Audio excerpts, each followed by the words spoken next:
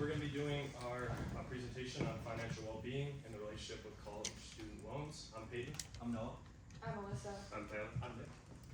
I'm going over a quick agenda of what we're going to cover today. We're going to go over through some statistics. We're going to go through an introduction, our literature review, both of our hypotheses, our survey idea, both of our dependent and independent variable, and then our survey plan as well. So jump into some quick statistics. So 75% of colleges failed to meet affordability tests. And these affordability tests were conducted based on if college or incoming college students could afford what the university was offering, so like tuition, room and board, etc. The next one, over 1/4 of people were unable to participate in common lifestyle purchases because of student debt. So what these common lifestyle purchases include is like going on vacation, buying a house, renting an apartment, anything like that. And then only 1 in 10 college students have access to a personal finance course during their tenure at college. Alright, so our first question today is, what is financial well-being? Well, financial well-being is being able to meet current financial obligations, as well as still feeling that financial security, and still being able to make spending and enjoying basically your life. So, financial well-being varies per person. So everyone has a different amount of income. Some people don't work during the year. Some people make higher pay than others, as well as budgeting and managing expenses are also different. And everyone also finds different ways to save. Some people save differently than others as well.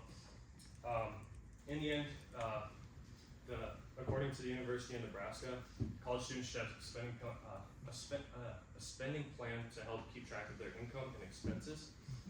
And to be able to have a successful financial well-being, you must be able to create and stick to a budget, which will help you manage your expenses. And some college students also struggle with spending habits as well, overspending, especially for like upcoming bills and expenses that they have to take care of, which also can leave an issue there. Practicing budgeting helps create awareness of overspending and can be incredibly beneficial towards controlling unnecessary expenditures. So what we're going to be going over today is basically the relationship between financial well-being and student loans, basically asking how much do student loans actually help college students, or do they really help financial well-being, or do they not?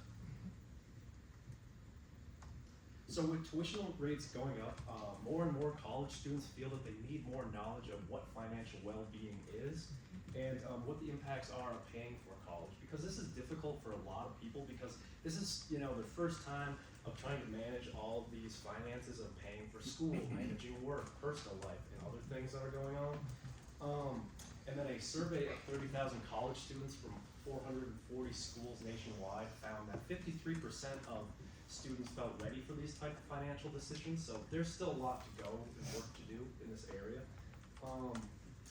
And then some students did have jobs before high school, so they know kind of the aspects of like banking and taxes, but not much beyond that of like paying bills and investments and things like that.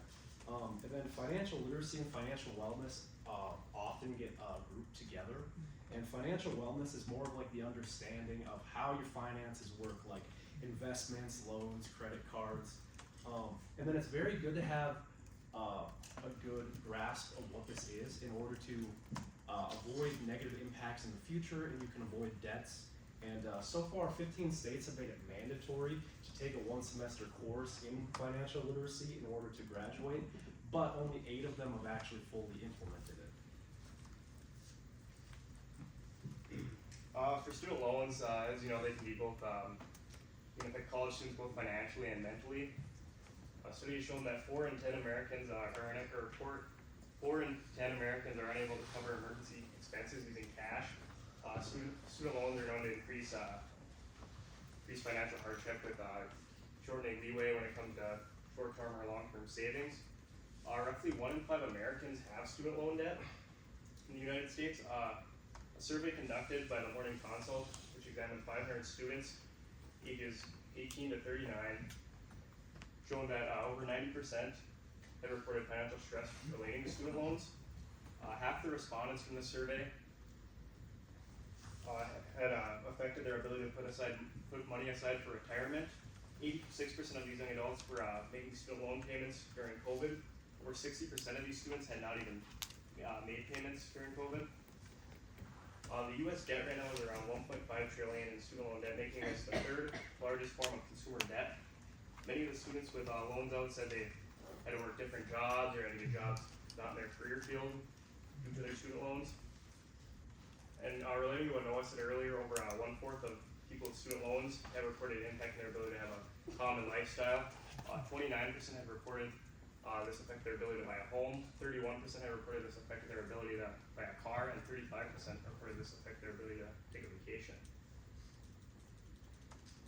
So through this research, we developed two different hypotheses. The first one saying that if someone needs a student loan, then their financial well-being will be impacted. And this is basically saying that student loans have both short-term and long-term effects on a student. The short-term effects can include immediate changes to your disposable income while you're in college.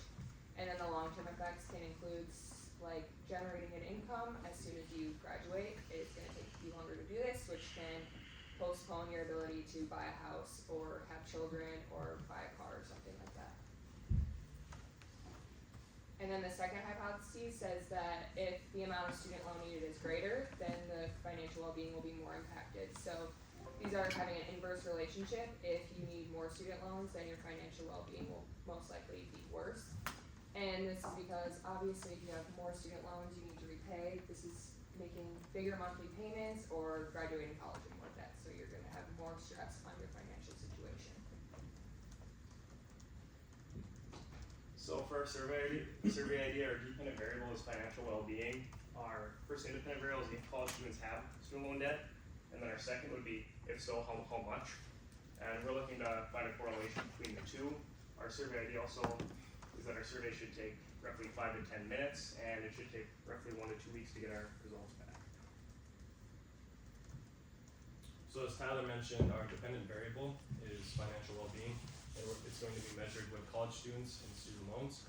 So the scales that we're going to be using today, 90% of our survey consists of the Likert scale, and a small percentage for multiple choice questions.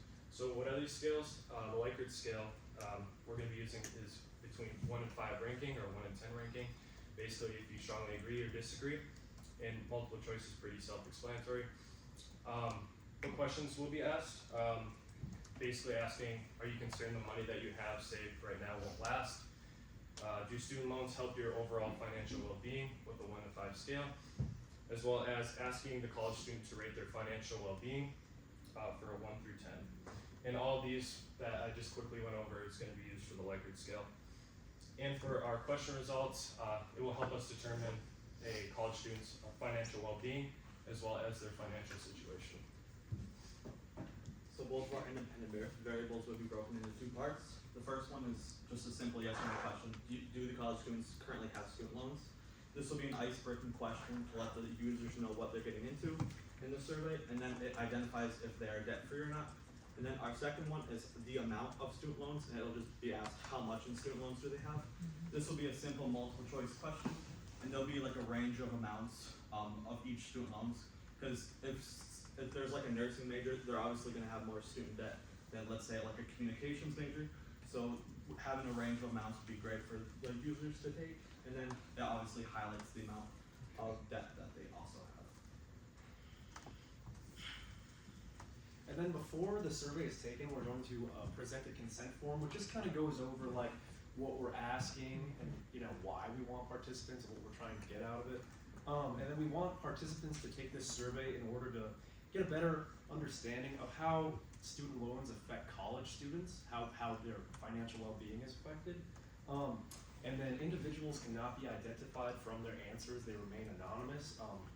The data is based off of group data at the end of it, and then there are no penalties for not taking the survey or quitting it at any time. It's up to you. And then as far as recruitment, we're looking at about 300 current college students would be our goal, with a minimum of 200, ages ranging 18 to 24. And then this will be sent out via social media like Snapchat and Instagram stories, as well as email, text, and word of mouth. And then the more students we can get to take this survey, the better, because the more data we can gain and more we can learn in the future from it. So the layout of our survey, like we said, it's gonna take roughly 5 to 10 minutes, probably closer to 5, but just a little buffer time. It's gonna start out with an introduction, which includes the purpose of the survey, like we said, to correlate the two variables that we're comparing of student loans and financial well-being. And then it's gonna go into the potential risks, which there really aren't any for this particular survey, except maybe causing a little bit of discomfort answering questions about how much debt you're in. But like we said, it will remain completely anonymous, so you don't have to worry about your name being attached to it, and then it's gonna go into our consent to partake. And then we kinda went over the multiple choice and Likert and slider scale questions. We have one slider scale question on our survey, but the multiple choice questions will mostly be the demographic ones, and then just our first independent variable is, do you have any student loans? And then the Likert and slider are more like personal, like your concerns about your money, or like your money lapsing. You can